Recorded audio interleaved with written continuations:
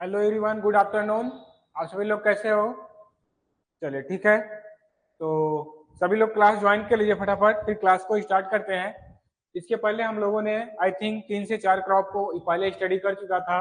ठीक है, जो हमारा क्रॉप प्रोडक्शन चल रहा था एग्रोनॉमी में, हम लोगों ने 3 से 4 क्रॉप को इसके पहले स्टडी कर चुके हैं। ठीक, तो उसमें आई होप कि किसी को किसी भी प्रकार की डाउट नहीं आनी चाहिए। ठीक, आई थिंक किसी को कोई डाउट नहीं होगा।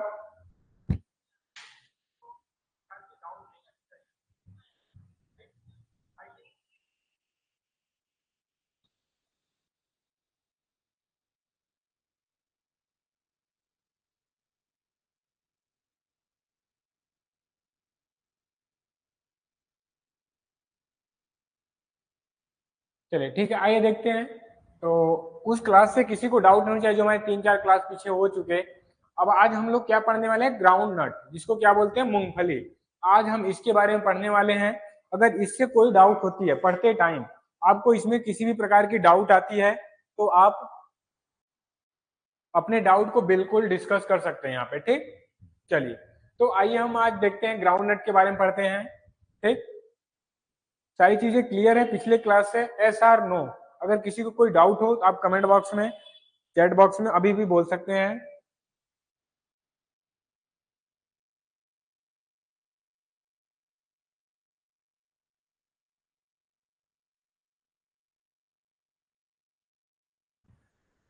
ठीक है, चलिए अब देखते हैं ग्राउंड नट के बारे में। आज क्लास में ज्वाइन हो जाइए फटाफट, जो बच्चे आ रहे हैं अभी, जल्दी से।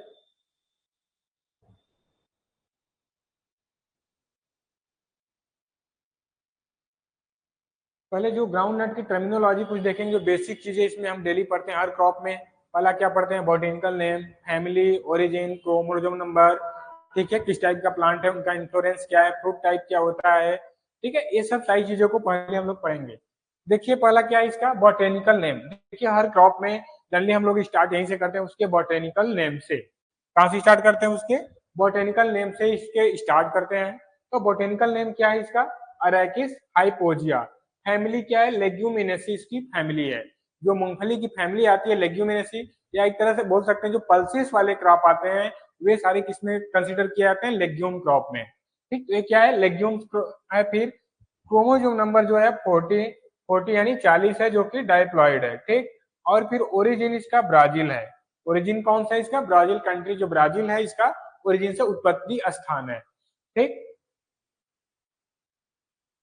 अब देखिए ग्राउंडनट के बारे में कुछ और देखते हैं। Arachis hypogaea is derived from Greek word. Arachis hypogaea जो है, यह ग्रीक वर्ड से क्या हुआ है? डिराइव्ड किया गया है। किससे? ग्रीक वर्ड से, जिसका क्या मीन्स है? अरेकिस मीन्स होता है लेग्यूम, यानी जो लेग्यूम क्रॉप क्या हो, जो पल्सेस क्रॉप होती है अरेकिस। हाइपोजिया मीन्स होता है बिलो, जो लेग्यूम क्रॉप बिलो यानी अंडरग्राउंड होती हैं। ठीक है, भूमि के, सॉइल के, लैंड के नीचे होती हैं, उनको क्या बोलते हैं? Arachis hypogaea. ठीक, तो क्या हमारा ग्राउंड नट जो है कैसा है? जिसके फल या पोड क्या होते हैं? ग्राउंड में होते हैं, नीचे होते हैं, सॉइल के नीचे होते हैं, उसे क्या बोलते हैं? Arachis hypogaea. हाइपोजिया मीन्स होता है बिलो, और अरेकिस मीन्स होता है लेग्यूम। ओके, अब क्या है? इरेक्ट और बंच। ठीक है, जो ग्राउंडनट के होते हैं इसके जो कैसे होते हैं? इरेक्ट, बंच और स्पेनिश टाइप के होते हैं। और फिर क्या है? स्प्रेडिंग और टिलरिंग वर्जिनी टर्न टाइप। ये कैसे होते हैं? रनर टाइप के होते हैं, जो इसके स्प्रेडिंग, जो इसके स्प्रेड करते हैं स्टेम जो होते हैं, और फिर टिलर जो आते हैं इसमें, ट्रेलिंग जो आते हैं, वर्जीनिया रनर टाइप होते हैं। ठीक, और फिर bunch type of ground nut is non dormant. जो बंच टाइप के ग्राउंड नट होते हैं वो कैसे होते हैं? नॉन डोरमेंट होते हैं एंड पुअर इल्डर, कम उपज देने वाले होते हैं। कैसे होते हैं? नॉन डोरमेंट होते हैं और कम उपज देने वाले होते हैं। फिर और क्या है? वाइल स्प्रेडिंग टाइप, जो स्प्रेडिंग टाइप का है, जो फैलता है, एक पूरे बंच में लगता है, और दूसरा क्या होता है? पूरे फैल के, दो टाइप के होते हैं।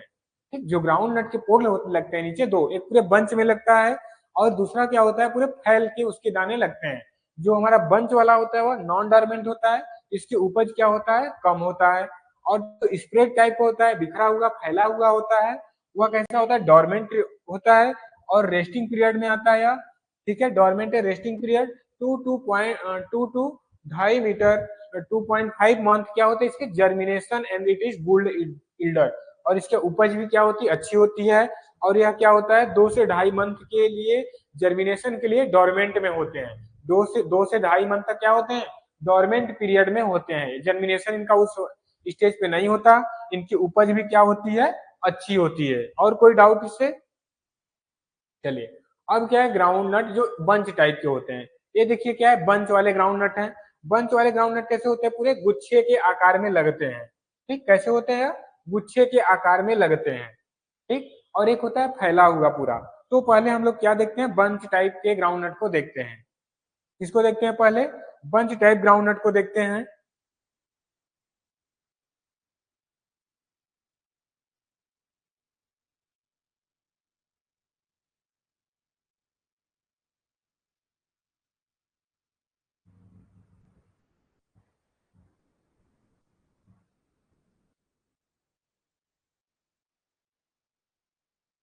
चलिए, ये क्या है, अरेकिस हाइपोजिया सब स्पीसीज क्या है, फेस्टिगाटा। इसका जो सब स्पीसीज है बंच ग्राउंडनट का, इसमें जो स्पीसीज आता है क्या है, फेस्टिगाटा इसका सब स्पीसीज है, इसको याद रखिएगा। फिर ये शॉर्ट ड्यूरेशन का प्लांट है। फिर ये अर्ली मैच्योरिंग होती है, इसमें मैच्योरिटी जल्दी आती है। फ्री फ्रॉम डोरमेंसी, या डोरमेंसी से फ्री होता है, इसमें डोरमेंसी नहीं होता है। किस कभी भी इसकी जब सोइंग करेंगे आप, तो ये क्या होगा, जर्मिनेट करना ही स्टार्ट कर देगा अपने आप को। ठीक, तो इसमें जर्मिनेशन जल्दी हो जाती है, कभी भी हो जाती है, जल्दी मैच्योर होता है, शॉर्ट डे प्लांट होता है, ड्यूरेशन इसका कम दिन का होता है। इसकी उपज भी क्या होती है, पुअर होती है, उपज कम होती है। ठीक, चलिए, अब क्या है, स्प्रेडिंग टाइप ग्राउंड नट। ठीक, इसको क्या बोलते हैं, स्प्रेडिंग टाइप। स्प्रेडिंग में अरेकिस हाइपोजिया सब स्पीसीज क्या है, प्रोकम्बेंस, क्या है, प्रोकम्बेंस। ठीक है, प्रोकम्बेंस इसका क्या है, सब स्पीसीज या लॉन्ग ड्यूरेशन का है, इसका जो समय होता है लंबा होता है इसके। और फिर लेट मेच्योरिटी इसमें आती है। और डोरमेंट इन मेच्योर नेचर, यह क्या है, डोरमेंट प्रकृति का होता है, सुसुप्तावस्था इसमें पाई जाती है। जिस सुसुप्तावस्था क्या होता है, जब सीड, ऐसे सीजन में जब सीड क्या करते हैं, जर्मिनेटर नहीं करते, जर्मिनेशन नहीं होता सीड में, उसको क्या बोलते हैं हम, डोरमेंट नेचर का बोलते हैं। ठीक, देखिए डोरमेंट,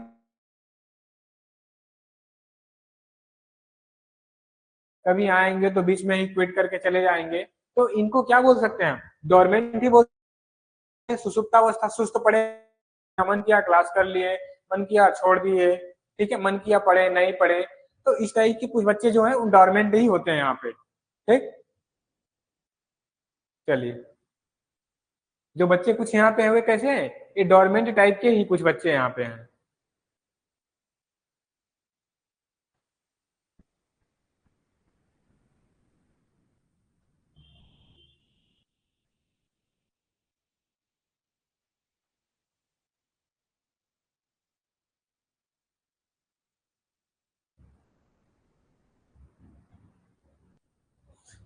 क्या किसी की तरह की ऑडियो वीडियो में प्रॉब्लम आ रही है क्या?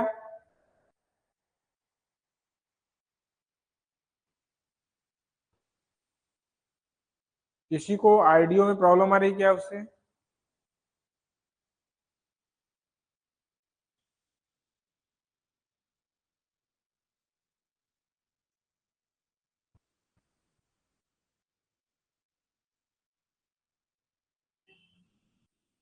चलिए ठीक है, अब देखते हैं जो हमारे, अब ग्लोबली देखते हैं, ग्लोबल के अकॉर्डिंग इसका ओरिजिन, अपना एरिया क्या है, प्रोड्यूसर कौन सा है, प्रोडक्टिविटी किसकी है, ये सारी चीजें देखते हैं। इसके पहले हमने 2 टाइप के देखे ग्राउंड नट, कितने, 2 टाइप के, बंच टाइप के और स्प्रेडिंग टाइप के। ठीक, बंच की जो होती है या लॉन्ग शॉर्ट ड्यूरेशन होती है, अर्ली मेच्योरिटी होती है, डोरमेंट नेचर की नहीं होती है, इसकी जो यील्ड होती है, प्रोडक्शन होता है वो कम होता है। अब फिर नेक्स्ट हमारा स्प्रेडिंग टाइप लॉन्ग ड्यूरेशन का होता है।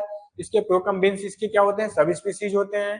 ठीक है, लेट मैच्योरिटी होती है, इसमें डोरमेंट नेचर का होता है, इसकी यील्ड क्या होती है, अच्छी होती है, उपज अच्छी होती है। अब क्या देखते हैं इसके ग्लोबल के अकॉर्डिंग देखते हैं। इंडिया में जो लार्जेस्ट एरिया कौन सा है इसका, गुजरात। ठीक है, इंडिया में जो इसका लार्जेस्ट एरिया क्या है, गुजरात। हाई प्रोड्यूसर कौन सा है, गुजरात। हाई प्रोडक्टिविटी कौन देता है, तमिलनाडु। प्रोडक्टिविटी मतलब पर यूनिट एरिया में कितनी उपज होती है, सबसे अधिक कहाँ पे होती है, उसको क्या बोलते हैं, प्रोडक्टिविटी। जैसे कि यहाँ पे गुजरात में 1 हेक्टेयर में क्या हो रहा है, 5 से 6 क्विंटल हो रहा है, सपोज दैट। क्या हो रहा है यहाँ पे गुजरात में 1 हेक्टेयर में क्या हो रहा है, 5 से 6 क्विंटल पर हेक्टेयर उपज हो रहा है। अब यहाँ पे देखा जाए तो उसी एरिया में क्या हो रहा है कि टोटल बताया जाता है कि टोटल प्रोडक्शन जो होता है, अब एक यूनिट एरिया इसकी है तो इसमें क्या हो रहा है यहाँ पे 10 से 12, सपोज दैट कि 9 से 10, ठीक इस तरह से कुछ इसकी क्या हो रही है प्रोडक्शन हो रही है, तो क्या हो प्रोडक्टिविटी उसकी मेजर की जाती है ऐसे। अब क्या है ग्राउंड नट के बारे में, ground nut is also known as the peanut, earth nut, monkey nut and melina Manila nut. ये क्या हुए ग्राउंड नट के नेम हुए, क्या हुआ पी नट, अर्थ नट, मंकी नट और Manila nut. Ground nut seed contain about 45% oil, जो ground nut होता है उसमें 45% तक ऑयल पाया जाता है, 26% प्रोटीन या 26% तक उसमें प्रोटीन पाया जाता है, ठीक। फिर क्या ऑयल केक, ऑर्गेनिक मैच्योर, ठीक है मैनर, जो इसमें ऑयल केक क्या है ऑर्गेनिक मैनर है, एंड एनिमल फीड, जो एनिमल के फीड होने होते हुए क्या इसमें ऑर्गेनिक, 77.8% इसमें नाइट्रोजन, 1.5% फास्फोरस, 1.5% पोटास, ठीक है इसमें क्या होते हैं सब प्रेजेंस होते हैं, ठीक। इसके ऑयल के क्या होता है ऑर्गेनिक मैन्योर में यूज किया जाता है, फिर एनिमल फीड करते हैं पशु खाते भी हैं, इसमें क्या होता है 7.8% नाइट्रोजन पाया जाता है, 1.5% फास्फोरस पाया जाता है, और फिर क्या होता है 1.5% पोटास पाया जाता है, ठीक।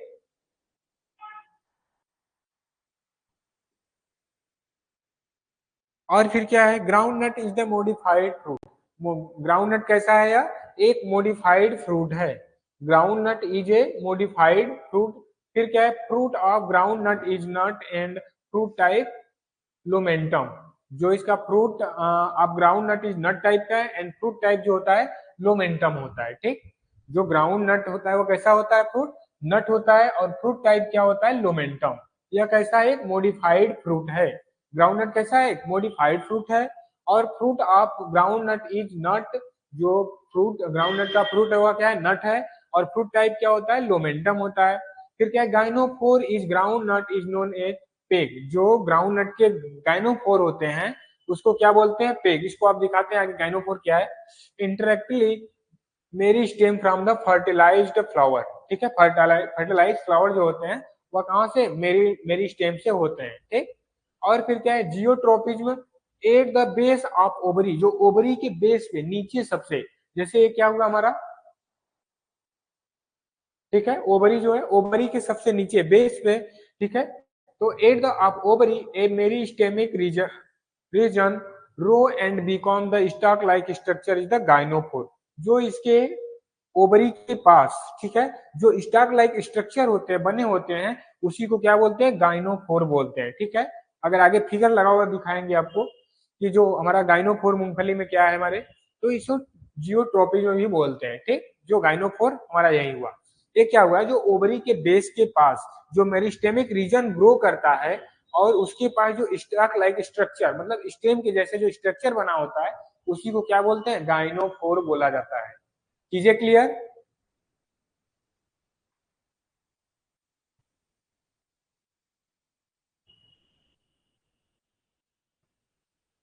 अब देखिए पेग की बात कर रहे थे, पेग क्या है, देखिए ए वाला पोर्शन क्या है पेग, जिससे ग्राउंड नट हमारा फल पोर्ड क्या है कनेक्ट हुआ है छोटे से, तो ये क्या हुआ पेग हुआ, ठीक।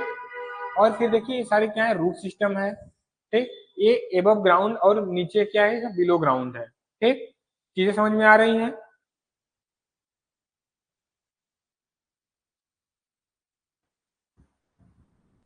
अब देखिए क्या है सॉयल पीएच और टेम्परेचर, इसका मतलब क्या है इसमें हम क्या पढ़ने वाले हैं, इसमें टोटल मिलाकर हम पढ़ने वाले हैं इसके क्लाइमेट के बारे में, क्या पढ़ने वाले हैं इसमें क्लाइमेट के बारे में पढ़ने वाले हैं यहाँ पे,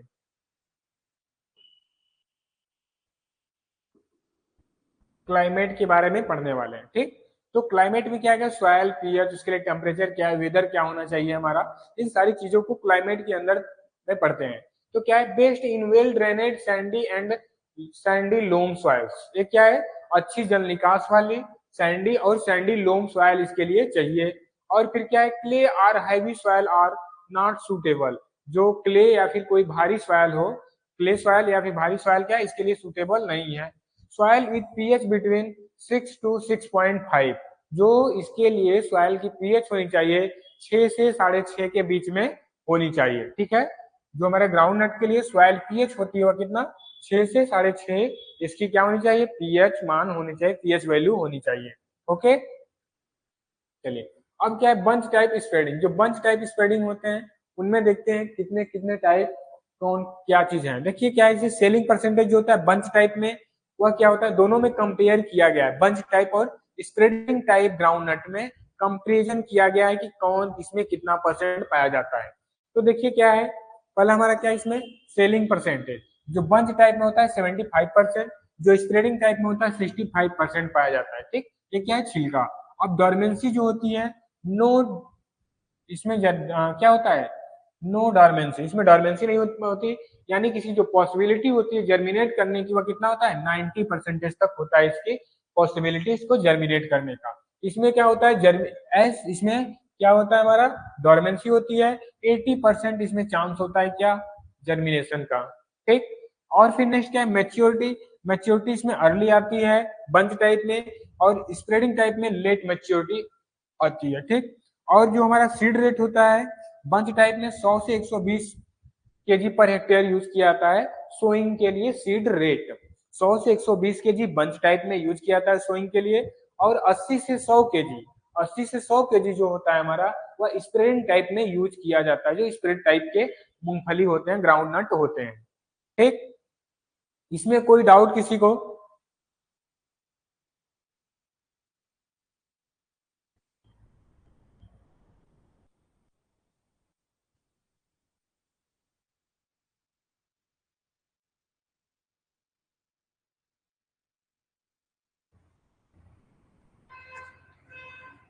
चलिए, आई होप कि किसी को डाउट नहीं होना चाहिए अब इसमें।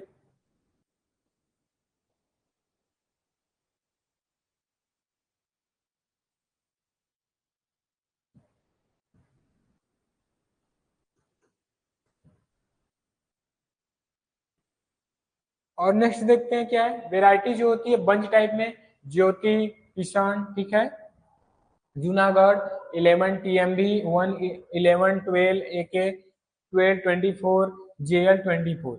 और इस तरह स्प्रेडिंग टाइप में कौन से हैं, चंद्रा, विक्रम, वर्जीनिया, ठीक है, गोधेरी 1 2 3 टाइप 28 64, ठीक है, टीएमबी 13 एम 30 37।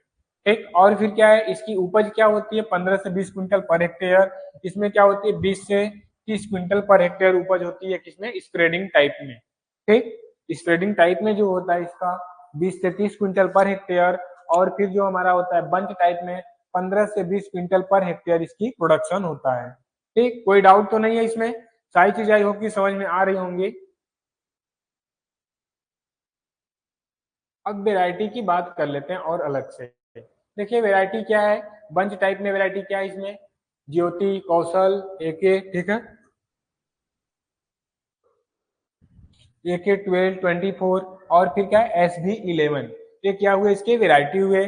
और स्प्रेडिंग टाइप वेराइटी क्या है, SR1, ठीक है, चंद्रा, चित्रा, प्रकाश, अंबर GT1, विक्रम GT17। ये क्या हुए स्प्रेडिंग टाइप के वेराइटी हुए। इसमें कोई डाउट तो नहीं है, देखिए डाउट वाली कोई चीजें नहीं है। वेराइटी आपको याद करने की ट्रिक वही है कि आप जितनी बार वेराइटी को लिखोगे, एक चीज मैं बार बार हर क्लास में बोलता हूँ कि आप जितनी बार वेराइटी को लिखोगे, एक जगह लिखो, याद नहीं होता उसको अपने जहाँ पढ़ते हो स्टडी करते हो उसके सामने आप लगाओ, अपने रूम में लगाओ, अपने स्टडी रूम में लगाओ, उसको बार बार देखते देखते देखते आपको याद हो जाएंगी, बहुत चीजें याद करने की जरूरत नहीं पड़ेगी इस तरह से।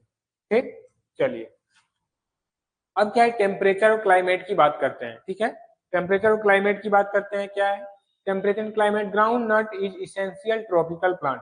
ग्राउंड नट कैसा है, इसको इसेंशियल मतलब एक ट्रॉपिकल प्लांट है। कैसा है, ट्रॉपिकल प्लांट है। It require long and warm growing season, इसके लिए एक लंबा गर्म मौसम चाहिए। कैसा चाहिए, गर्म मौसम चाहिए इसको ग्रो करने के लिए अपने आप को। फिर क्या है, plant will be grow best a temperature of 20 to 30 degree, 25 to 30 degree centigrade, यानी 25 से 30 डिग्री सेंटीग्रेड पर यह अपने बेस्ट ग्रो करता है, अच्छे से प्लांट अपने आप को ग्रो करेगा। फिर क्या है, less than 20 degree centigrade and greater than 35 degree centigrade growth guest retardant. ठीक, क्या करते हैं, ग्रोथ को रिटार्डेंट करता है 20 डिग्री सेंटीग्रेड से कम और 35 से अधिक टेम्परेचर होने पर। अगर 20 से कम होता है और 35 से अधिक होता है तो ग्रोथ गेट रिटार्डेंट, ग्रोथ को क्या करता है, कम करता है। ठीक है, सीजन एंड सोइंग, कौन से सीजन में कब इसकी सोइंग की जाती है ग्राउंडनट की, इसके बारे में है। तो सीजन एंड सोइंग टाइम क्या है, जैसे सीजन क्या है खरीफ, खरीफ सीजन जो है जुलाई अगस्त में स्टार्ट हो जाती है, तो इसके लिए क्या है खरीफ सीजन के लिए जून जुलाई। और रबी जो साउथ में यूज किया जाता है, रबी रबी सीजन जो साउथ इंडिया में, यहाँ पे नवंबर दिसंबर में इसकी क्या की जाती है सोइंग की जाती है। ठीक, ये सोइंग टाइम हुए और उसके सीजन, कौन से सीजन में। अब देखिए कोई भी क्रॉप, तीनों कोई क्रॉप देखो तीनों सीजन में अब किया जाता है, खरीफ रबी जायद में किया जाता है। मोस्टली दो क्रॉप में, दो सीजन में ज्यादा क्रॉप ग्रो किया जाता है, खरीफ और रबी में मोस्टली क्रॉप ज्यादा ग्रो किया जाता है। ठीक है,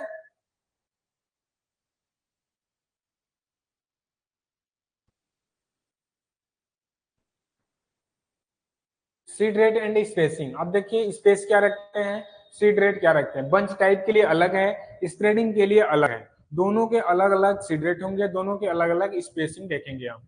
ठीक, तो जो सीड रेट बंच टाइप होंगे जो गुच्छे में लगेंगे उसके लिए मोस्टली ज्यादा ऐसे बात है कि जाहिर सी बात है कि सीड रेट क्या होंगे अधिक हो, क्योंकि वो एक जगह गुच्छे में लगेंगे। स्प्रेडिंग के लिए क्या है सीड रेट अधिक चाहिए, स्पेसिंग भी क्या चाहिए अधिक, क्योंकि उसके सीड जो पेगिंग होंगे उसके पोर्ट लगेंगे वो क्या होंगे फैले हुए होंगे, बिखरे हुए होंगे, तो उनके लिए स्पेसिंग भी ज्यादा चाहिए। अगर स्पेस ज्यादा करेंगे तो सीड रेट ऑटोमेटिक कम लगेंगे वहां पे। ठीक, तो आइए देखते हैं क्या है बंच टाइप। बंच टाइप में 80 से 100 KG per hectare seed rate चाहिए और 30 बाई 15 सेंटीमीटर क्या चाहिए इसके लिए स्पेसिंग चाहिए। तो बोले कि सीड रेट ज्यादा होंगे और स्पेसिंग क्या होंगे कम होंगे। और फिर क्या है स्प्रेडिंग टाइप के लिए सीड रेट कम होंगे, यानी 80 से 60 से 80 केजी इसके सीड रेट होंगे बंच टाइप स्प्रेड टाइप में। जो इसके स्पेसिंग रखेंगे 45 बाई 15 सेंटीमीटर, क्योंकि यह क्या होंगे फैले हुए होंगे, पूरे स्प्रेड हुए, इसके स्पोर्ट लगेंगे स्प्रेडिंग में, तो क्या होंगे इनको जगह ज्यादा चाहिए, स्पेस क्या चाहिए इसको ग्रो करने के लिए बहुत ज्यादा स्पेस की आवश्यकता होगी, तो उसके लिए क्या चाहिए स्पेसिंग क्या होनी है ज्यादा होना चाहिए यहाँ पे। ठीक, चलिए इरिगेशन मैनेजमेंट, सिंचाई प्रबंध। सिंचाई प्रबंध कैसे करते हैं ग्राउंड नट में, देखिए क्या करते हैं पहले कैनाल बना लेते हैं, कैनाल से भी अलग अलग मेड करके कर सकते हैं। ठीक, यहाँ पे देखिए बताया गया है कि one irrigation should be give eight port development stage. जब एक इरिगेशन कब देना चाहिए, जब उसके पोर्ट डेवलपमेंट होने लगे उस स्टेज पर उसको एक सिंचाई देनी जरूरी होती है। ठीक, और फिर क्या है the field should be well drained. जो हमारा फील्ड होना चाहिए वो कैसा होना चाहिए, अच्छी जल निकास वाली फील्ड होनी चाहिए, क्योंकि फील्ड में सिंचाई के दौरान या सिंचाई के बाद क्या हो पानी रुके नहीं बहुत ज्यादा टाइम तक, क्या हो सिंचाई जैसे ही हो उसके पानी क्या हो तुरंत उसमें से निकल जाने चाहिए, जैसे वेल ड्रेनेड फील्ड होने चाहिए। इन रबी सीजन, जो रबी सीजन की क्रॉप है वह 3 to 4 irrigation, first irrigation stand of flowering, उसमें 3 से 4 इरिगेशन की आवश्यकता होगी जो हम रबी सीजन में क्रॉप लगाएंगे आप। ठीक है, रबी सीजन में उसमें 3 से 4 इरिगेशन की आवश्यकता होगी, और जो पहला इरिगेशन देंगे फर्स्ट इरिगेशन, फर्स्ट इरिगेशन जो देंगे वह कब देंगे फ्लावरिंग स्टेज पर। ठीक है, वह कब देंगे फ्लावरिंग, फ्लावरिंग स्टेज पर क्या देंगे इसमें फर्स्ट इरिगेशन कब करेंगे इसमें फ्लावरिंग स्टेज पर करेंगे। चीजें समझ में आई कि जो रबी क्रॉप की इसको एक पानी देना जरूरी है कब, जब उसमें पोट बने, यह सबसे इसका मेन है। फिर उसके बाद फ्लावरिंग स्टेज आता है। ठीक है, तो पहले फ्लावरिंग स्टेज जब हो रहा है तो पानी जरूर देना चाहिए, फिर उसमें पोट बनने लगे तो पानी जरूर देनी चाहिए। और फील्ड कैसा होना चाहिए वेल ड्रेनेड फील्ड होना चाहिए, कि पानी उसमें अधिक टाइम तक अधिक समय तक क्या उसमें जल जमाव ना हो। ठीक, उसमें जल का जमाव अधिक टाइम के लिए ना हो, फील्ड ऐसा होना चाहिए। अगर जल जमा होगा वाटर लॉगिंग होगा तो क्या होगा वह धीरे धीरे जो उसके पोर्ट बनने लगेंगे वो क्या होंगे इन्फेक्टेड होने लगेंगे। ठीक, चलिए अब क्या है critical stage of crop growth. जब क्रॉप ग्रोथ कर रहा हो, क्रॉप ग्रोथ का क्रिटिकल स्टेज क्या है, क्रिटिकल स्टेज क्या जो सबसे मेन पॉइंट उसका होता है कि इस पे उसको इरिगेशन चाहिए, फर्टिलाइजर चाहिए। ठीक है, उसकी प्रैक्टिस कल्चरल कुछ करनी है, तो ये चीजें कुछ चीजें होती है जो कि एकदम बिल्कुल क्रिटिकल होती है, उनको करना ही करना होता है उस स्टेज पे। तो क्या है स्टेब्लिशमेंट, ठीक है, establishment 10 to 20 day after sowing, जब बुआई से 10 से 20 दिन बाद उसके क्या स्टेब्लिशमेंट करना चाहिए। फिर वेजिटेटिव फेज जो आता है वो कितना आता है 25 से 30 डे आफ्टर सोइंग। ठीक, और जो फ्लावरिंग होती है या पेग, पेगिंग जब उसमें पेग बनने लगते हैं, पेग मैंने क्या होता है जैसे मूंगफली का प्लांट हुआ, ठीक है, ये मूंगफली का प्लांट हुआ तो इसमें जो ग्राउंड नट इससे जुड़े होते हैं, ये वाला पोड क्या हुआ, इसका पेग हुआ, ये क्या हुआ, पेग हुआ, ठीक। तो क्या करें, पेगिंग इनिशिएशन, जब उसमें पेग का बनना प्रारंभ हो जाता है, यह स्टेज क्या होता है 35 से 50 डे आफ्टर सोइंग, बुआई के 35 से 50 दिन बाद यह स्टेज आता है पेग इनिशिएशन और फ्लावरिंग। फिर पोड फॉर्मेशन, अब इसके बाद इसमें पोड कब बनने लगता है, कितने दिन बाद, 50 से 75 दिन बाद क्या होता है इसमें पोड बनने लगते हैं, ये वाले क्या होते हैं पोड होते हैं, तो ये पोड इसमें बनने लगता है, ठीक। और फिर क्या है, पोड एंड सीड डेवलपमेंट, अब पोड और सीड का डेवलपमेंट, ठीक है, विकास कब होता है स्टेज 75 से 90 डे आफ्टर सोइंग, यानी बुआई के 75 से 90 दिन बाद इसमें क्या पोड और सीड का डेवलपमेंट होता है। पोड फॉर्मेशन कब होता है 50 से 75 दिन पे, फ्लावरिंग और पेगिंग इनिशिएशन 35 से 50 दिन पे होता है, वेजिटेटिव फेज जो आता है 25 से 35 दिन पे आता है, स्टेब्लिशमेंट जो आता है वो 10 से 20 दिन आफ्टर सोइंग आता है, ठीक है।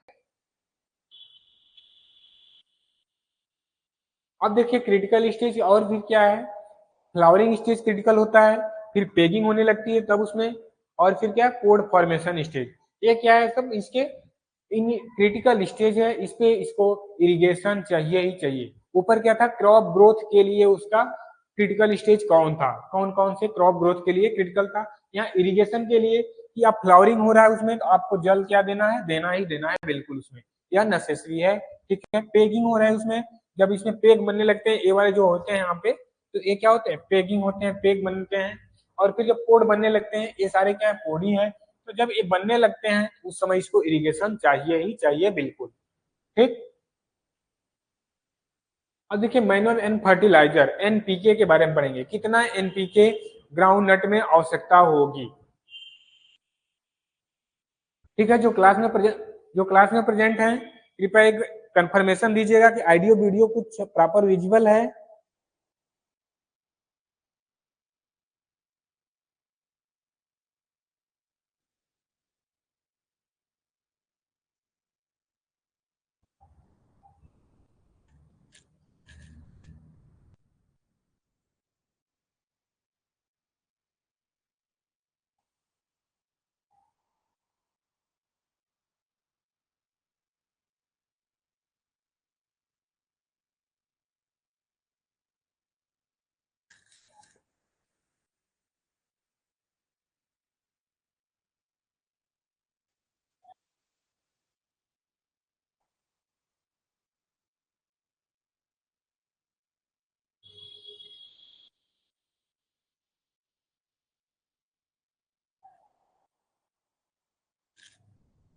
चलिए आइए देखते हैं मैनुअल फर्टिलाइजर के बारे में।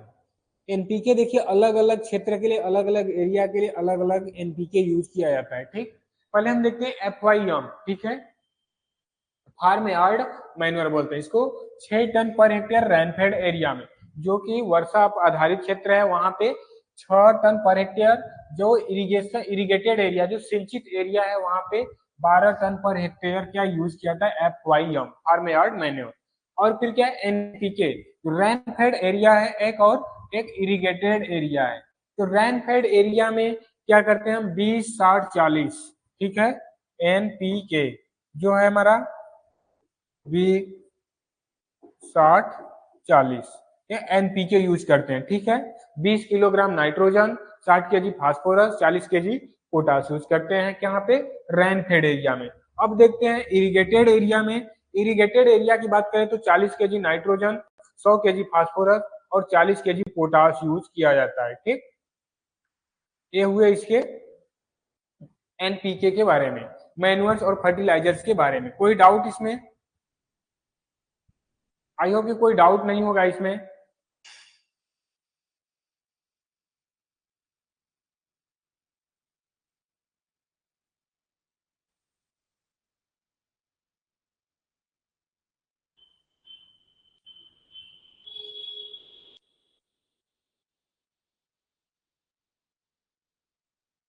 चलिए ठीक है, अब देखते हैं earthing up, earthing up in groundnut, groundnut में जो मिट्टी चढ़ाना हो, अर्थिंग अप क्या होता है जो उसके बगल वाले, जैसे अगर ग्राउंडनट आप एक पूरों में इसकी सोइंग किए हुए हैं ग्राउंडनट की,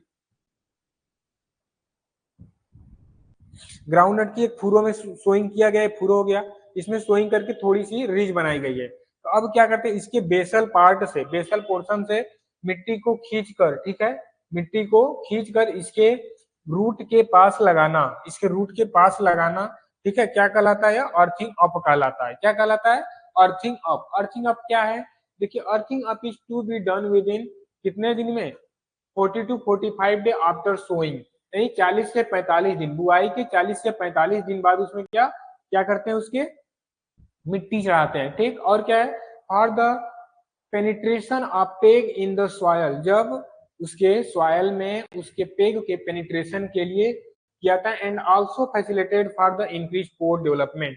क्यों किया जाता है यह, उसके पेग के इनिशिएशन के लिए और पोड के डेवलपमेंट इंक्रीज करने के लिए, बढ़ाने के लिए उसमें क्या किया जाता है, 40 से 45 दिन बाद उस पर मिट्टी चढ़ाई जाती है, ठीक है।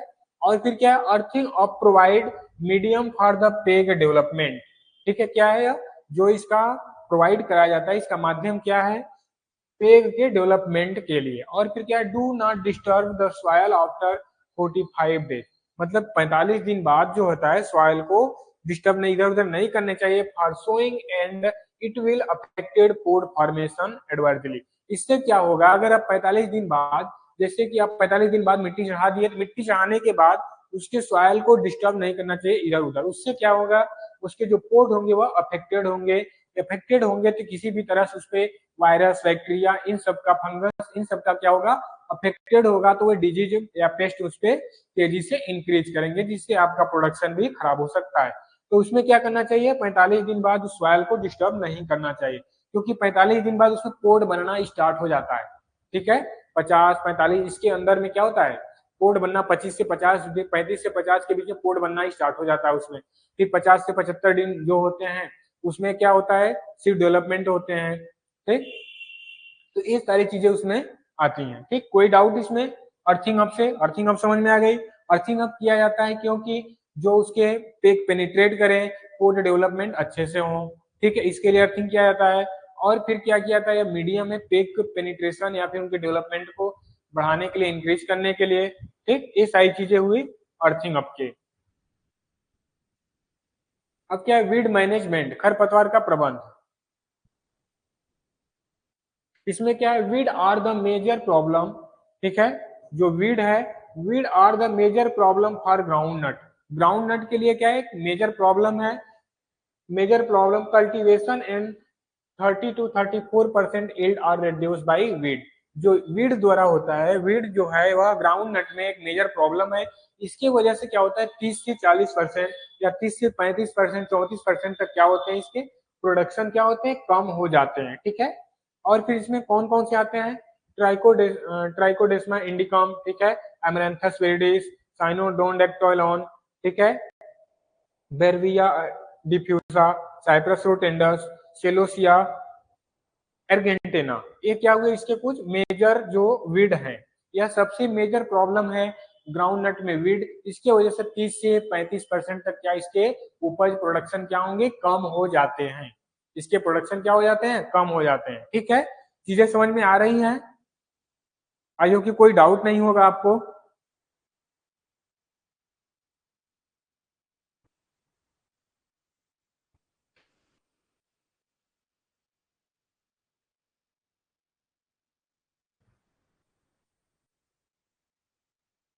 अब मेजर इंसेक्ट देख लेते हैं कैसे, व्हाइट ग्रब है, एफिड, कोड बोरर और गंदी बर्ड बोरर। ये क्या हुई, इसके मेजर मेजर इंसेक्ट डिजीज हुए, ठीक है। मेजर इंसेक्ट हुए क्या, ऐसे होलोट्रिका, कॉस्गेनिया, एफिस कार्सिवोरा, ठीक है, एनिसोबाल स्टाइलिस, एनार्सिया एफिनेस, ठीक है। ये सारे इसके हुए कुछ पैथोजेनस, इनके जूलॉजिकल नेम, ठीक। और डिजीज क्या है, देखिए, अर्ली लीफ स्पॉट, ठीक है, late leaf spot, stem rot, rust rot.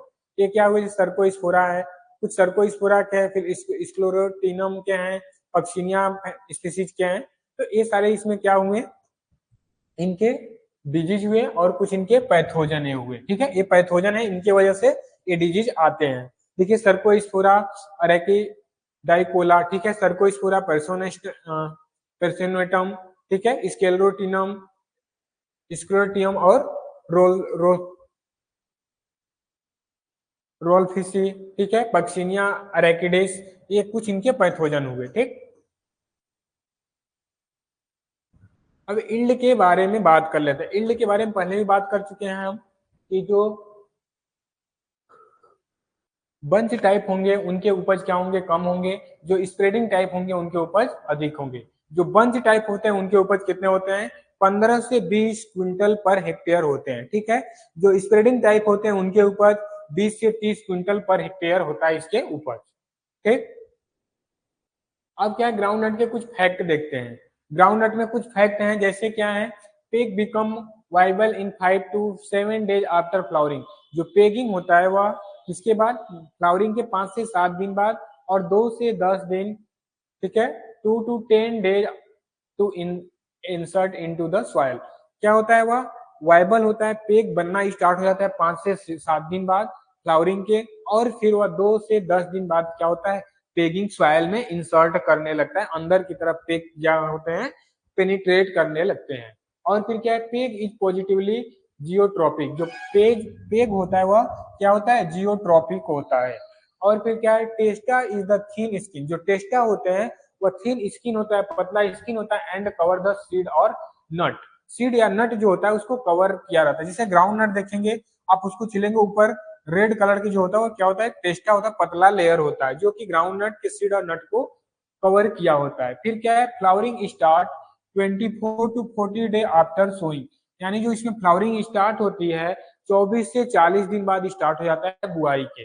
जो ग्राउंड नट में फ्लावरिंग स्टार्ट होता है वह 24 से 40 दिन के बाद, इसके सोइंग के 40 दिन बाद क्या होते हैं, स्टार्ट हो जाता है इसमें फ्लावरिंग होना। ठीक, चलिए अब क्या है, ग्राउंड नट फैक्ट और भी कुछ है। Ground nut is the intermediate in growth and flowering, common 20 to 30 days after emergence. जो इमरजेंस होता है जर्मिनेशन के बाद जो होता है वह, इसमें इंटरमीडिएट ग्रोथ होता है क्या, फ्लावरिंग। ठीक है, और फिर क्या है, ground nut has the hypogeal type germination. इसमें हाइपोजियल दो तरह का होता है, एक क्या होता है हाइपोजियल और एपिजियल। तो इसमें क्या होता है, हाइपोजियल टाइप के जर्मिनेशन होता है। Pegging in ground nut occurs after 55 days after sowing. जिसमें पेगिंग होता है ग्राउंड नट में वह कब होता है, बुआई के 55 दिन बाद। ठीक, रेशियो ऑफ फ्लावर और पेग पोड 7:4:1। अगर 7 फ्लावर होंगे तो 4 पेग बनेंगे, उसमें से एक पोड बनेगा। इस चीज को याद रखिए। ठीक, इनका रेशियो कितना होता है, फ्लावर पेग पोड का 7:4:1। एक बार और देख लीजिए, 7:4:1। इसको क्या बोलते हैं, फ्लावर, पेग और पोड। ठीक, यह इनका रेशियो हुआ। कोई डाउट इसमें? देखिए डाउट वाली कोई चीजें नहीं है बिल्कुल इसमें। आप जितनी बार पढ़ेंगे देखेंगे उतने अच्छे से आपको क्लियर होंगे सारी चीजें। जो डाउट वाली चीजें होती है वो स्टार्टिंग जब स्टार्ट किया जाता है, या जो मेन चीजें होती हैं जब टॉपिक या चैप्टर या कोई सब्जेक्ट स्टार्ट किया जाता है तभी वह बता दिया जाता है। उसके बाद उसमें थोड़े थोड़े आपको कुछ मेजर माइनर चीजें होती है जो पढ़ने होते हैं। मेजर चीजें जो हार्ड होती हैं, समझने वाली चीजें होती है, वो पहले ही बता दिया जाता है। पहले बता दिया जाता है कि इमरजेंस क्या है, ठीक है, सोइंग टाइम, सोइंग मेथड क्या है, इरिगेशन मेथड क्या है, ठीक है, क्लाइमेट क्या है, कौन सी क्लाइमेट कितना चाहिए, कौन से क्लाइमेट किस एरिया के लिए चाहिए, क्या हमारा ट्रॉपिकल एरिया क्या है, टेम्परेट एरिया क्या है। ठीक है, ये सारी चीजें जो होते हैं पहले आपको बता दिया जाता है। ठीक,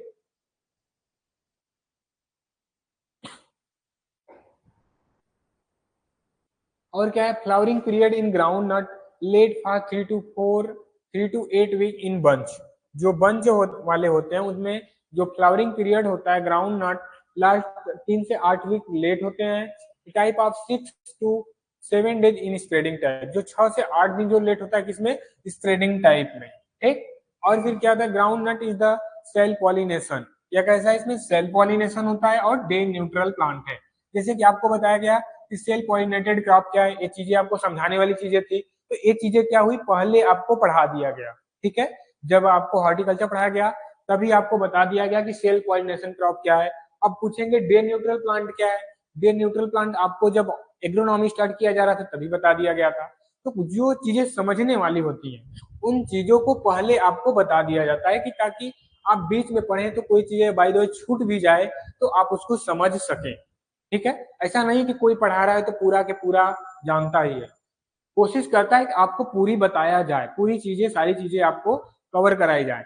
तो ये चीजें क्या होती हैं, आपको पहले पढ़ा दी जाती हैं चैप्टर स्टार्ट करने से पहले। ठीक है, जैसे आपका क्रॉप प्रोडक्शन स्टार्ट किया गया, क्रॉप प्रोडक्शन स्टार्ट होने से पहले सेल न्यूट्रल प्लांट, ये सारी चीजें पढ़ा दिया क्रॉप क्या है। ठीक, अब क्या है टेम्परेचर, टेम्परेचर जो चाहिए 25 से 30 degree centigrade appears to be the optimum for growth.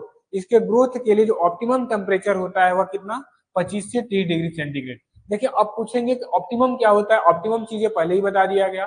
जो मीडियम और मैक्सिमम के, मिनिमम और मैक्सिमम के बीच टेम्परेचर की आवश्यकता होती है क्रॉप, उसी को क्या बोलते हैं हम, ऑप्टिमम बोलते हैं। जैसे कि मीडियम होता है, मिनिमम होता है, मैक्सिमम, तो मैक्सिमम कितना टोलरेट कर सकता है, मिनिमम कितना टोलरेट कर सकता है, और बीच के जो टेम्परेचर आते हैं वो क्या हो जाए, हमारे ऑप्टिमम टेम्परेचर हो जाते हैं। ठीक है, तो बोला है temperature of the 25 to 30 degree centigrade appear to be optimum for growth and flower production. इसके ग्रोथ के लिए और फ्लावर प्रोडक्शन के लिए 25 से 30 डिग्री सेंटीग्रेड टेम्परेचर की रिक्वायर होती है इसमें। ठीक, और फिर क्या है, नो वीडिंग और hoeing should be done at pegging stage. जब पेगिंग स्टेज पे आ जाए, मूंगफली ग्राउंड नट जो है पेगिंग स्टेज पे आ जाए तो उसमें किसी भी प्रकार की वीडिंग नहीं करनी चाहिए, यानी घास नहीं करना चाहिए, या होइंग नहीं करना, यानी किसी भी प्रकार की प्रैक्टिस कल्चरल नहीं करना चाहिए। उससे क्या होंगे, पेड़ अफेक्टेड हो सकते हैं, पेड़ अफेक्टेड उसमें वायरस, बैक्टीरिया, फंगस, इन सबको जर्मिनेट करेंगे, तो हमारा क्रॉप क्या होगा, डिस्ट्रॉय होगा, नष्ट हो जाएगा उससे। तो उस समय पेगिंग स्टेज पे क्या होने में वीडिंग या फिर होइंग नहीं करनी चाहिए, या फिर किसी भी प्रकार की प्रैक्टिस कल्चरल ग्राउंड नट के फील्ड में नहीं करना चाहिए। ठीक, चलिए अब फिर क्या है, alpha toxin is produce by toxigenic strain of fungi Aspergillus flavus and Aspergillus niger. तो जो हमारा अल्फा टॉक्सिन प्रोड्यूस होता है वो किसके, टॉक्सोजेनिक स्ट्रेन के फंगस, कौन से होते हैं, फंगस एस्पार्जिलस फ्लेवस और फिर एस्पार्जिलस नाइगर, इन दोनों के जो फंजाई होते हैं इनके स्ट्रेन जो होते हैं टॉक्सिकोजेनिक, इनके द्वारा टॉक्सोक्सिन प्रोड्यूस होता है। ठीक है, और फिर क्या है, for preventing alpha toxin production, अगर आप अल्फा टॉक्सिन प्रोडक्शन को प्रिवेंट करना चाहते हैं, safe moisture level of groundnut is 80%। तो क्या करना चाहिए, जो मॉइस्चर लेवल इसका होना चाहिए वह 80% तक इससे क्या होना है, सेफ होता है। ठीक, और फिर क्या है, सेफ स्टोरेज टेम्परेचर, जो इसके सुरक्षित टेम्परेचर है वह कितना होना चाहिए, alpha toxin production is 12 to 20 degree centigrade. अगर 12 से 20 डिग्री सेंटीग्रेड टेम्परेचर रखते हैं स्टोरेज में तो वह क्या करेगा, अल्फा टॉक्सिन से आपको बचाएगा। अगर स्टोरेज हाउस में आप 80% तक मॉइस्चर रखते हैं तो क्या होगा, आपको अल्फा टॉक्सिन प्रोडक्शन से क्या करेगा, प्रिवेंट करेगा आपको। ओके, चलिए, और फिर क्या है, bird necrotic disease in ground nut, जो उसके बर्ड होते हैं वह कैसे, जो डिजीज नेक्रोटिक होते हैं वह डिजीज कैसे होते हैं, caused by virus and infection is transmit by thrips, किसके द्वारा, वायरस, और जिसका ट्रांसमिट किसके द्वारा होता है, थ्रिप्स द्वारा जिसका ट्रांसमिशन होता है। ठीक है, जो बर्ड नेक्रोटिक होता है वह डिजीज ग्राउंड नट में वह कैसा, वायरस द्वारा इन्फेक्शन होता है, और फिर क्या करा है, ट्रांसमिट किसके द्वारा होता है, थ्रिप्स द्वारा ट्रांसमिट होता है। ठीक,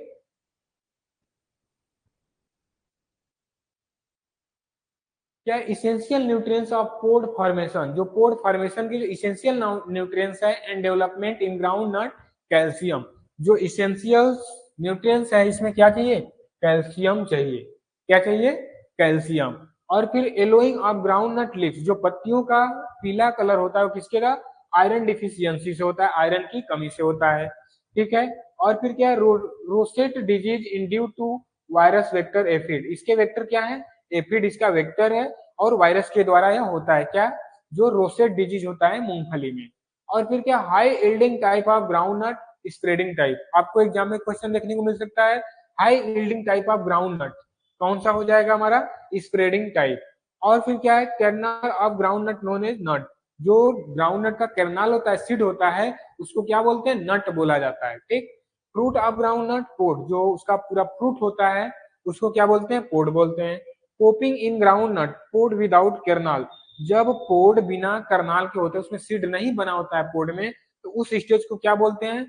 पेगिंग बोलते हैं। यह किसके वजह से हो जाता है? क्या हो जाता है?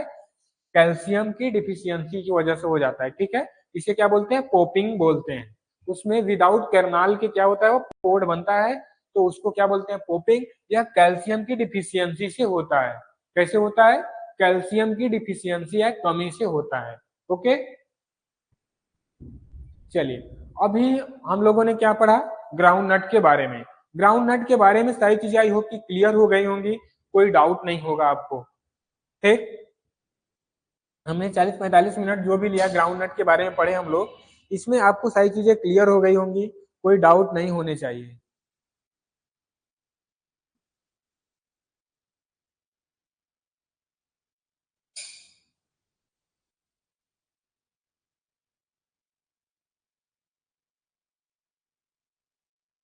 चलिए, अब क्या पढ़ते हैं? चिक पी के बारे में पढ़ते हैं, यानी चना के बारे में पढ़ेंगे अब।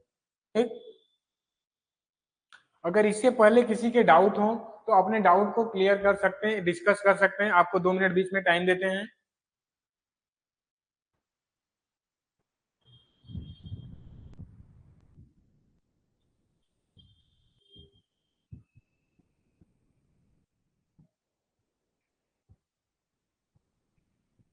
आई होप कि किसी का कोई डाउट नहीं है, तो फिर हम चलते हैं अपने टॉपिक की तरफ।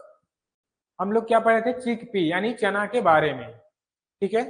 चना क्या है? लेग्यूम क्रॉप है, ठीक है।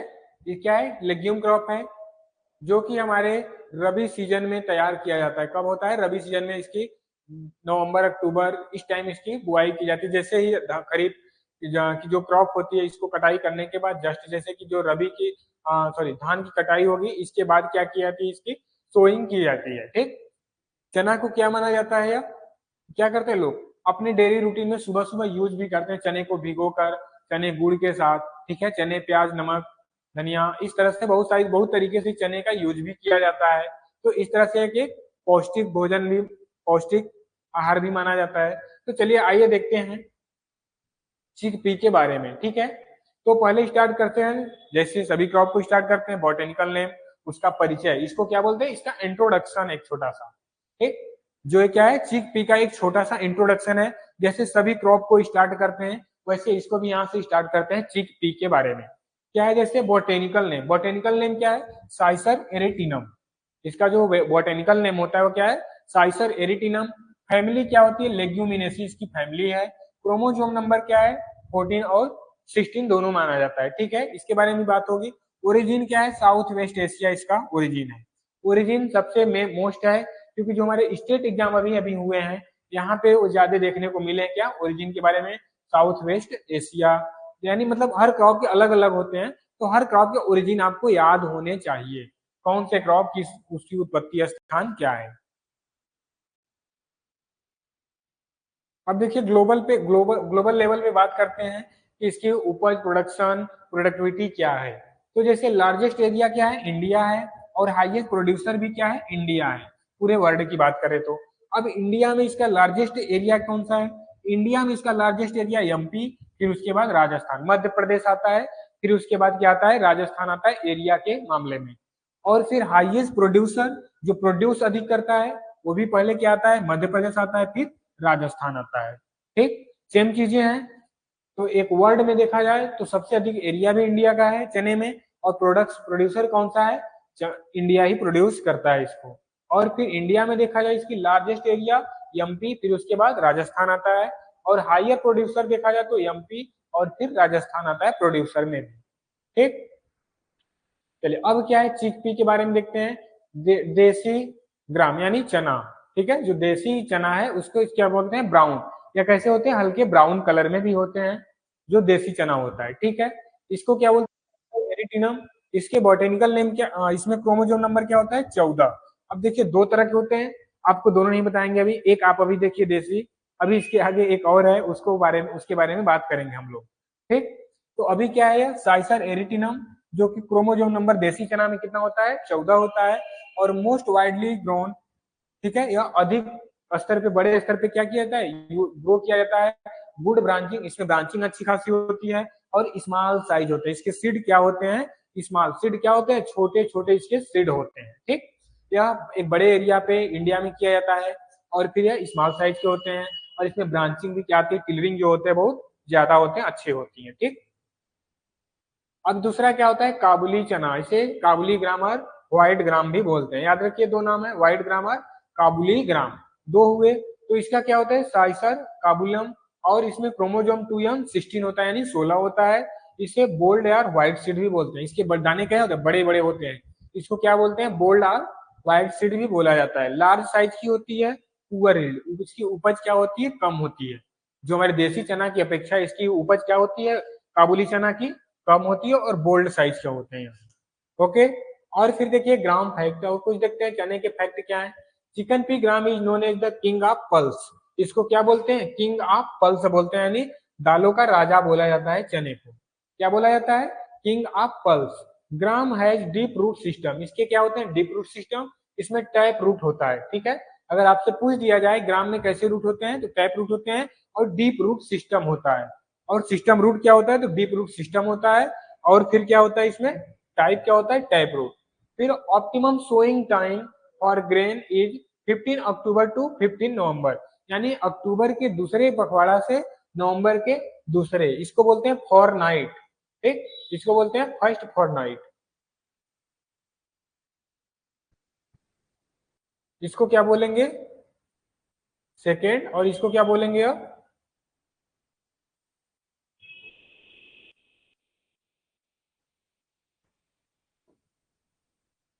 ठीक। तो 15 अक्टूबर से 15 नवंबर तक इसकी बुआई कर सकते हैं ऑप्टिमम। जो डीले प्लांटिंग की जाती है, increase the incidence of pod borer. इसमें क्या होता है, पोड बोरर की प्रभाव देखने को मिलता है। अगर बुआई में लेट करते हैं प्लांटिंग में, तो इसमें क्या होता है, पोड बोरर की समस्या देखने को मिलेगी, जो हेलियोक्वेरा एर्मेंजी एर्मीजेरा द्वारा होता है। ठीक है, यह इसके क्या है, पैथोजिनस है, हेलियोक्वेरा और एमेजेरा। और seed rate of gram is क्या होता है, ग्राम की जो सीड रेट यूज किया जाता है इसमें पर हेक्टेयर, वो 75 से 100 किलोग्राम पर हेक्टेयर यूज किया जाता है seed rate, 75 to 100 KG per hectare. Okay, अब फिर क्या है, चिकपी में gram is the C3 plant, या C3 प्लांट है और लॉन्ग डे प्लांट है। ठीक है, या C3 प्लांट है, लॉन्ग डे प्लांट है। Gram is known is the pod, gram को क्या माना जाता है, इसको पोड बोला जाता है। ठीक है, germination type is the hypogeal होता है इसमें। फिर क्या है, कंटेन 21% प्रोटीन और 4.5% इसमें फैट पाया जाता है। जो इसमें प्रोटीन की मात्रा पाई जाती है कितनी पाई जाती है, 21% तक, और 4.5% इसमें फैट पाया जाता है। ठीक,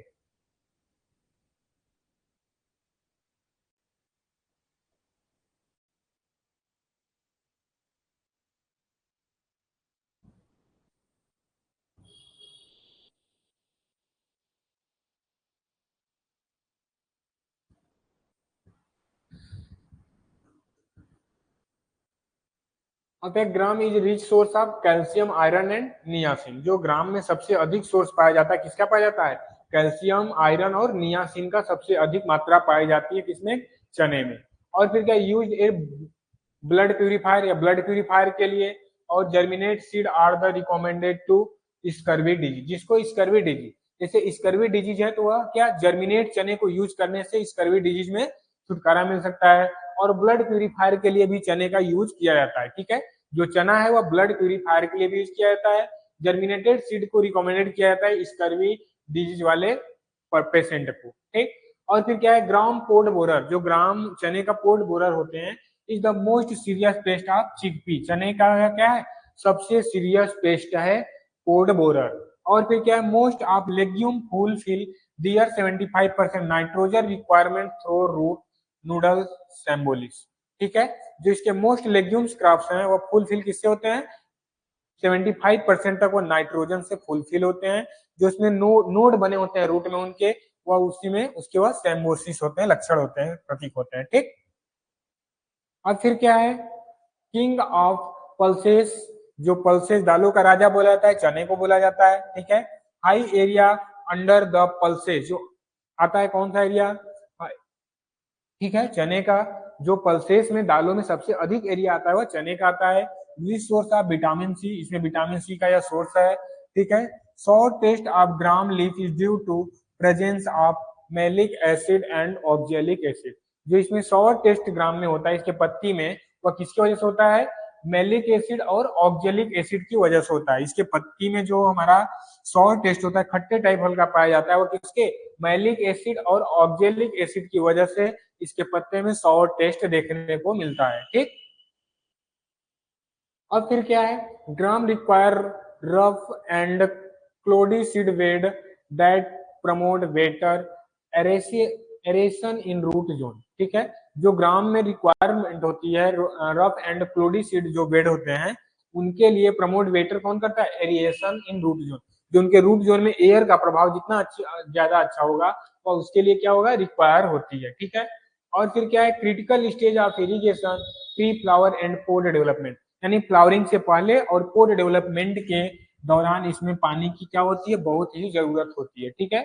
इरिगेशन की क्रिटिकल स्टेज यही होती है, फ्लावरिंग से पहले। फ्लावरिंग के टाइम इसमें इरिगेशन नहीं करना चाहिए, क्योंकि उससे क्या होंगे? इसके फ्लावर क्या हो सकते हैं? फॉल कर सकते हैं, फ्लावरिंग फॉल हो सकता है, ठीक। तो प्री फ्लावर और फिर पोड डेवलपमेंट के टाइम इसमें इरिगेशन करना चाहिए। फिर हाईली ससेप्टेबल टू फ्रोस्ट, या कोहरे के अधिक ससेप्टेबल है। जैसे ठंडी के मौसम में देखो अधिक कोहरा हो जाए, अधिक फ्रॉस्ट हो जाए, तो क्या होता है? उसके सीड फ्लावर क्या होते हैं? डेड कर जाते हैं। तो susceptible to frost and excessive rainfall flowering stage, flowering stage पर फ्रोस्ट हो, अधिक आवश्यकता से अधिक वर्षा हो, रेन हो, तो क्या होंगे? उससे उसके फ्लावरिंग क्या हो जाएंगे? फॉल कर जाएंगे, खराब हो जाएंगे। Gram seed is sown 8 to 10 centimetre deep to escape from wilt disease, ठीक है।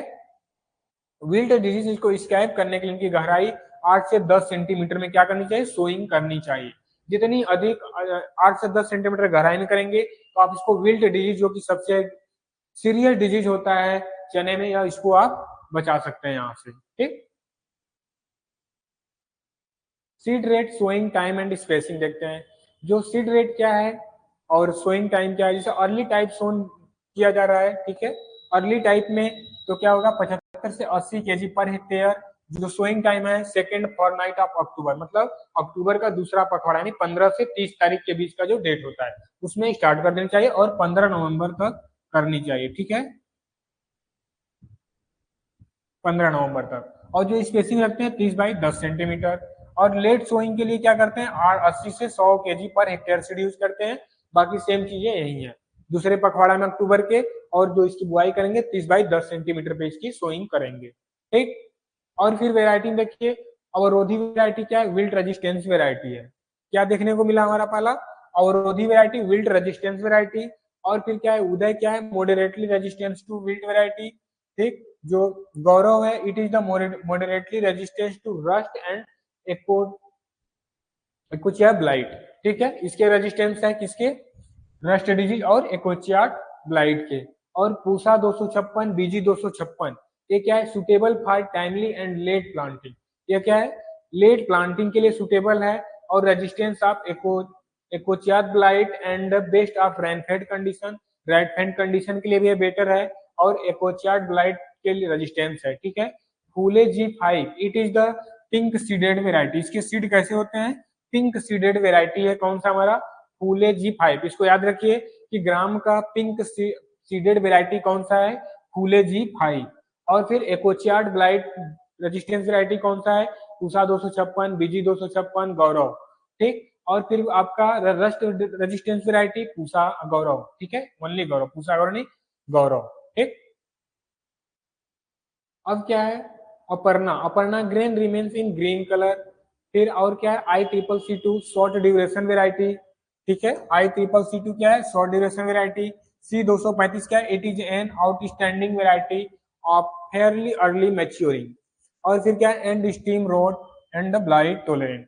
NP58 drought to tolerant variety. कैसा है? ड्रॉट टू, मतलब क्या है? ड्रॉट को टोलरेट करने वाला वेराइटी NP58 58। फिर क्या है? RS11 mutant variety. यह कैसा है? RS11 म्यूटेंट वेराइटी है, RS11, ठीक। और क्या है? वेराइटी फैक्ट में देखते हैं।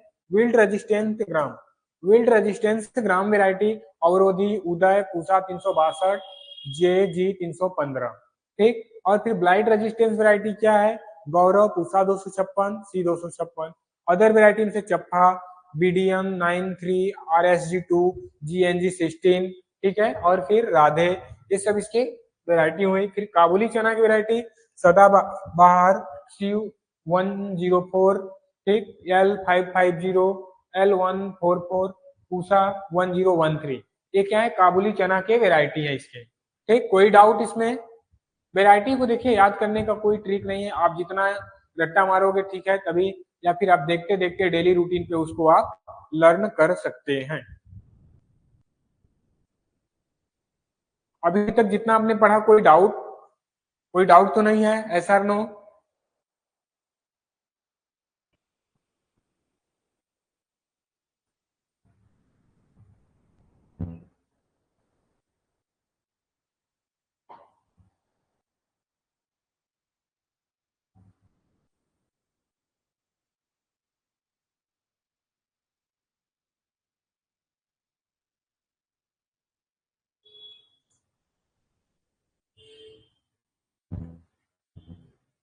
चलिए ठीक है, नेक्स्ट चलते हैं। अब क्या देखिए, चने में कुछ प्रैक्टिस कल्चरल देखते हैं, या फिर जो उसमें किया जाता है फिजिकल रूप से, इससे चीज सारी चीजें बता भी दिया गया है। जैसे nipping and topping practice is 30 to 40 day after sowing. बुआई से 30 से 40 दिन बाद निपिंग या टिपिंग करते हैं। Encourage reproductive growth and improve yield. इसमें क्या करते हैं, रिप्रोडक्टिव ग्रोथ को इंक्रीज और उपज बढ़ाने के लिए किया जाता है, ठीक है। केमिकल फॉर निपिंग, निपिंग के लिए जो केमिकल यूज किया जाता है, ट्राई इंडो बेंजोइक एसिड किया जाता है। इसे क्या बोलते हैं, TIBA, try Indo benzoic acid का 75 ppm यूज किया जाता है उसके टिपिंग के लिए केमिकल, ठीक है। निपिंग और टिपिंग के लिए जो केमिकल यूज किया जाता है टॉपिंग के लिए, वह try Indo benzoic acid use किया जाता है। 75 ppm यूज किया जाता है, पार्टिकल पर मॉलिक्यूल, ठीक। क्रिटिकल स्टेज देखते हैं इसका। एक आता है क्या, फ्लावरिंग स्टेज इसका हो जाएगा, प्री फ्लावरिंग, फ्लावरिंग से पहले, ठीक है। दूसरा क्या होगा, पोड डेवलपमेंट, एक पोड बनते समय और एक फ्लावरिंग आने से पहले उसमें क्या करना चाहिए, उसकी इरिगेशन करना चाहिए। दो सबसे मोस्ट क्रिटिकल स्टेज हैं चिकपिया ग्राम के, ठीक। अब देखते हैं वीड में क्या है, मेजर वीड क्या आता है। इन्फेस्टिंग चिकपी क्रॉप इंक्लूड जैसे एनागिलस अर्वेंसिस, ठीक है, एफोडेलस, कैर्थेम्स, कॉन्वोबुलस, साइनोडेक्टोलान, साइप्रस रोटेंडस, ये इसके कुछ मेजर वीड हैं जो कि आप वीड को पढ़िए। ज्यादा क्वेश्चन यहाँ से नहीं बनते, लेकिन कभी कदा एक दो बन भी जाते हैं ऐसे रेयर केस में, ठीक। तो इसलिए इसको पढ़ना है, आपको छोड़ना नहीं है बिल्कुल।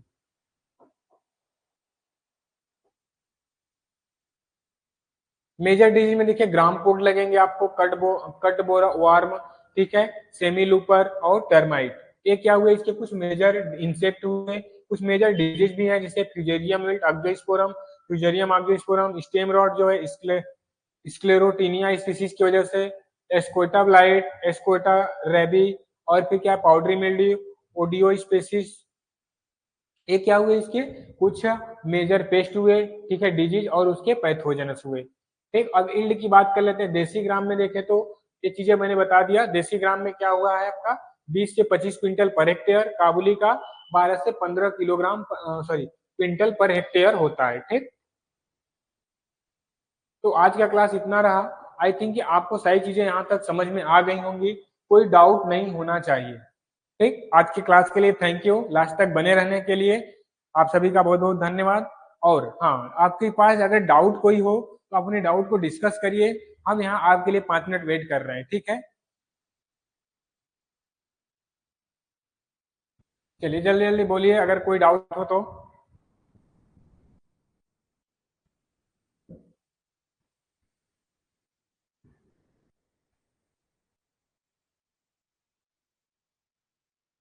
किसी के डाउट हो तो आप जल्दी से डाउट को टाइप करिए, आपके डाउट को क्लियर किया जाएगा।